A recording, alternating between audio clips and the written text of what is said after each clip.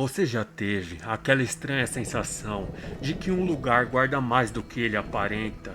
Mais ou menos como se suas paredes fossem testemunhas silenciosas de um segredo que jamais deveria ter sido revelado. No coração de Los Angeles, envolto pelo caos urbano e pela decadência de uma das regiões mais perigosas da cidade, existe um prédio que há décadas desafia qualquer explicação racional e lógica. O nome dele é o Hotel Cecil.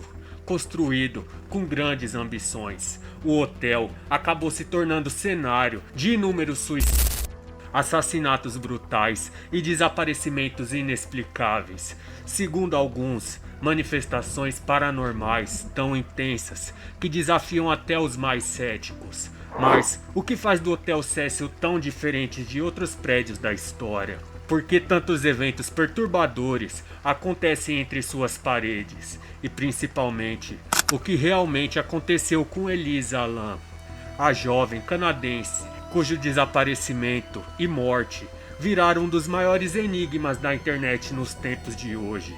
Nesse vídeo, nós vamos investigar a fundo o passado sombrio do hotel, de seu surgimento até sua queda moral e estrutural, dos criminosos que dormiram sob o mesmo teto, a vítimas esquecidas e, claro, mergulhar em um dos vídeos mais perturbadores já registrados. Prepare-se para uma jornada que mistura história, crime, tragédia e algo que talvez vá além da nossa compreensão. Porque quando o assunto é o Hotel Cecil, até a realidade parece distorcida.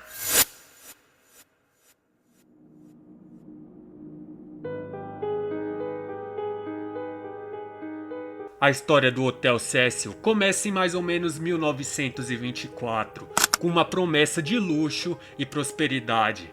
Localizado em 640 S Main Street, no coração de Los Angeles, o hotel foi projetado para ser uma joia arquitetônica, com seu estilo de mármores reluzentes e vitrais imponentes. O projeto custou o equivalente a 13 milhões de dólares nos tempos atuais. Ele foi inaugurado em 1927, com mais de 700 quartos, voltados para executivos, empresários e turistas de alto padrão. Mas o destino nem sempre respeita os planos. 2 anos após a inauguração, a Grande Depressão atingiu com força os Estados Unidos. Los Angeles, antes em expansão, mergulhou em uma crise.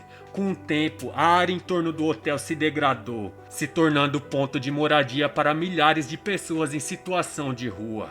A região, conhecida como Skid Row, cresceu rapidamente, transformando o que antes era um bairro promissor em um labirinto de marginalização social, pobreza e violência.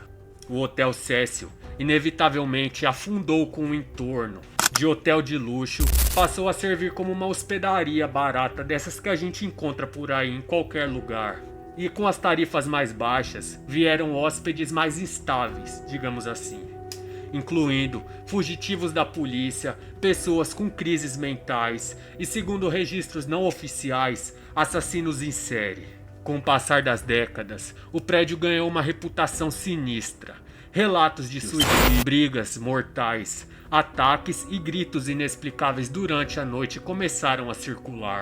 Porém, o que mais chama a atenção é a recorrência com que esses eventos acontecem, como se o próprio ambiente os favorecesse. Em um período de apenas 2 décadas, pelo menos 16 mortes violentas foram registradas no interior ou nos arredores do hotel. E aqui vale uma pausa, porque 1 ou 2 recorrências trágicas em um prédio tão antigo poderiam ser atribuídas ao acaso, mas tantos eventos semelhantes em um único local sugerem algo mais profundo, vocês não acham? Coincidência, padrão ou uma energia que parece se alimentar do sofrimento humano? A essa altura, o Hotel Cecil não era mais apenas um hotel decadente. Ele era um ícone do lado sombrio de Los Angeles, um ponto cego no mapa turístico da cidade, e o que estava por vir tornaria essa reputação ainda mais obscura.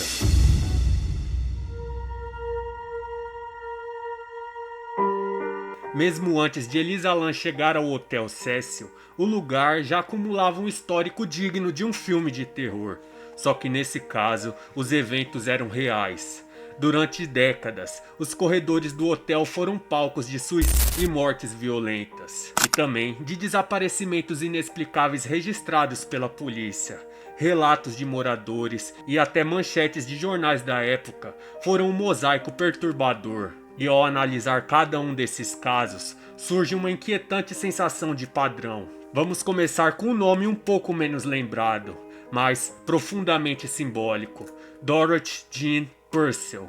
Em 1944, ela tinha 19 anos e estava hospedada no Hotel Cecil com seu namorado, um homem de meia idade. Dorothy entrou em trabalho de parto no banheiro do quarto, algo que, segundo ela, desconhecia estar acontecendo. Ela deu à luz sozinha e, acreditando que o bebê havia nascido morto, atirou ele pela janela. O recém-nascido caiu no telhado de um prédio vizinho.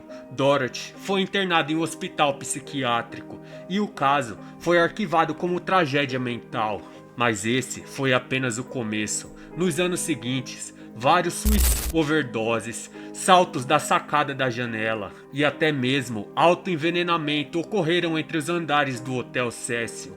Um dos casos mais perturbadores e sombrios aconteceu em 1962, quando Pauline Otton, de apenas 27 anos, pulou da janela do 9º andar. Após uma briga com o marido, ela caiu em cima de um pedestre que passava na rua naquele momento, o que matou os dois instantaneamente.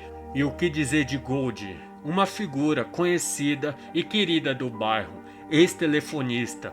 Goldie alimentava pombos na praça próxima ao hotel. Em 1964, ela foi encontrada morta no seu quarto no Hotel Cecil, estuprada e esfaqueada. O assassino nunca foi identificado com clareza. Apesar de prisões suspeitas na época, cada novo caso empurrava o Hotel Cecil ainda mais para o folclore sombrio da cidade. Então, algo ainda mais sinistro se instaurou por lá. Assassinos em série na década de 1980, como Richard Ramirez, um infame Night Stalker. Ele aterrorizava a Califórnia com seus crimes brutais durante parte desse período. Alguns desses relatos dizem que ele usava roupas sujas de sangue ao voltar para o hotel, entrando calmamente pela porta da frente, sem chamar atenção. Um padrão de impunidade que para alguns não era coincidência. Ramirez foi condenado por 13 assassinatos, além de estupros e torturas. A frieza com que transitava entre o caos das ruas e o aparente anonimato dos corredores do hotel reforçava a ideia de que o Hotel Cecil era mais do que um abrigo barato. Era um tipo de zona das sombras, aonde a moralidade das pessoas parecia suspensa. Porém, a história não para por aí. Em 1991, um homem chamado Jack, jornalista austríaco e também serial killer, se hospedou no hotel, supostamente para escrever sobre prostituição. Ele escolheu o Cecil, supostamente por estar ciente da estadia de Richard Ramirez ali anos antes. Essas conexões entre criminosos de diferentes continentes usando o mesmo hotel como uma base são no mínimo perturbadoras. Coincidência ou não, o Cecil parecia atrair um tipo específico de visitante.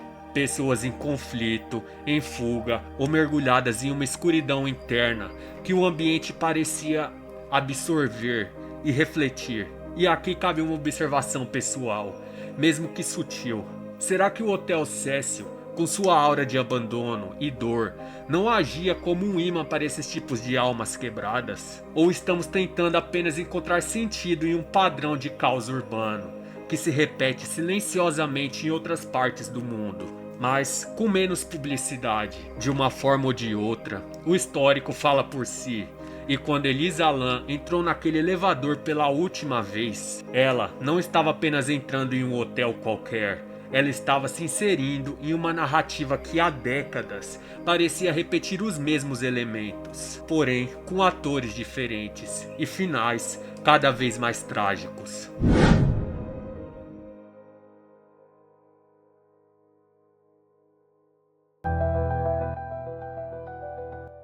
Depois de todo esse contexto sobre o hotel, chegamos no ponto alto do vídeo, o caso de Elisa Lam. Ele aconteceu em janeiro de 2013 e você com certeza ouviu falar disso na época. Uma jovem canadense chamada Elisa Lam, de 21 anos, desembarcava sozinha em Los Angeles. Era parte de uma viagem pela costa oeste dos Estados Unidos.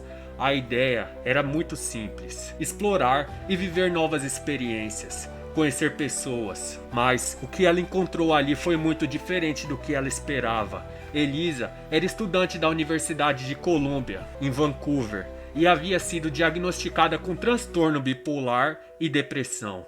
Seus pais eram imigrantes de origem chinesa, estavam preocupados com a viagem dela e mantinham um contato diário com ela.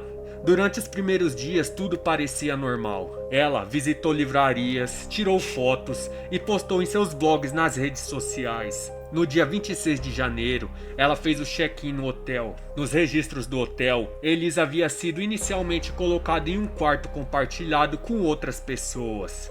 Porém, pouco tempo depois disso, foi transferida para um quarto à parte, separado de todos. As pessoas relataram um comportamento estranho por parte dela, embora os detalhes nunca tenham sido divulgados oficialmente. Existem indícios de que Elisa estava agitada e falando sozinha, e deixava pertences espalhados de forma caótica por todo o local. 3 dias depois de dar entrada no hotel, Elisa simplesmente desapareceu. Seus pais, que estavam acostumados a falar com ela todos os dias, pararam de receber suas mensagens. Então, alarmados, eles entraram em contato com a polícia de Los Angeles, que iniciou as buscas. Cartazes foram espalhados pela cidade, equipes vasculharam os arredores do hotel, entrevistaram funcionários e hóspedes. Nada, nenhuma pista. Foi então que no dia 13 de fevereiro, a investigação deu uma guinada. A polícia divulgou o vídeo da câmera de segurança do elevador, capturado no dia 1º de fevereiro. Esse foi o último dia em que Elisa foi vista com vida. O vídeo rapidamente se espalhou pela internet e ainda hoje, mais de uma década depois, continua sendo um dos registros mais perturbadores e discutidos da era. No vídeo, Elisa entra no elevador, aparentemente nervosa. Ela aperta vários botões, como se estivesse tentando ir para todos os andares. O elevador não fecha. Ela olha para os lados, se esconde, sai e volta. Faz gestos estranhos com as mãos.